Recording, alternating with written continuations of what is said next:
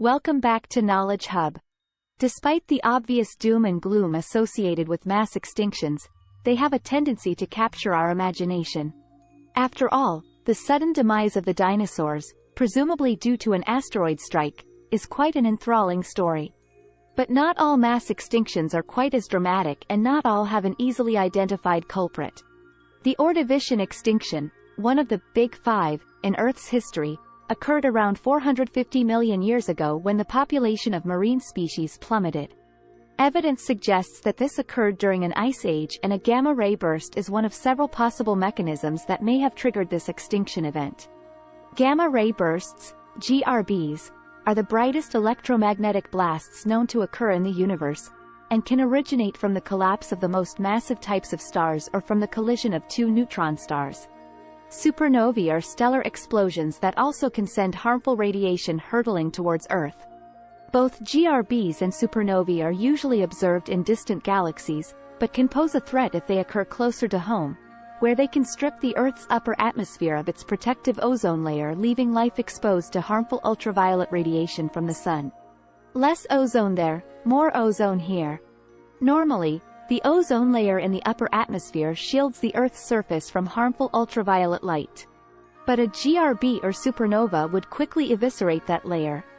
As the UV rays penetrate the planet's surface, they would break apart oxygen molecules and ground-level ozone would form, according to Washburn University astrophysicist Brian Thomas. We see this kind of ozone on hot, polluted days when smog alerts warn us to stay indoors for health reasons. But would the ground-level ozone created after a GRB pose a long-term biological threat?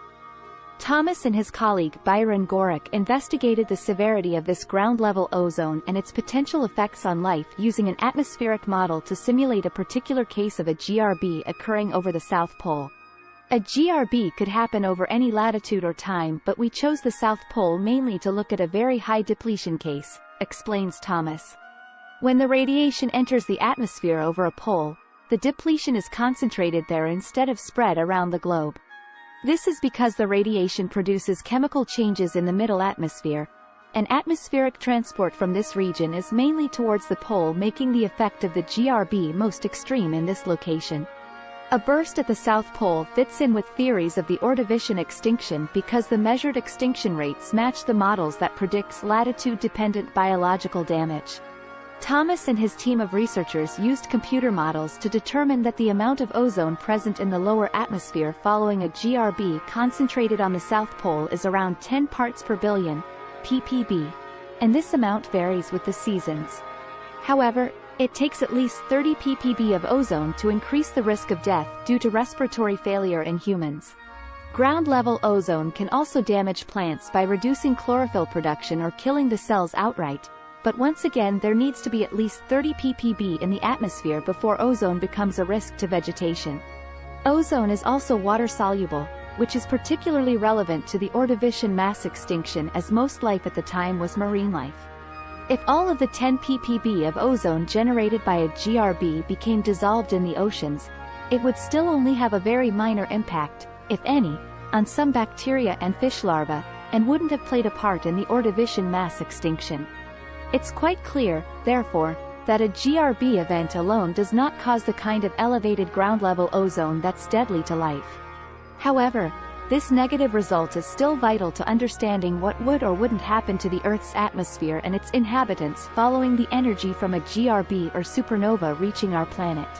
A GRB would deplete the ozone layer in the upper atmosphere, allowing harmful UV radiation to reach the ground and thus have dire consequences for life.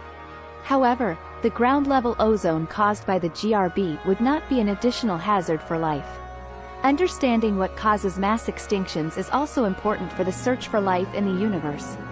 Discovering a planet that ticks all the boxes for habitability may sound promising, but perhaps less so if a GRB or supernova recently occurred nearby.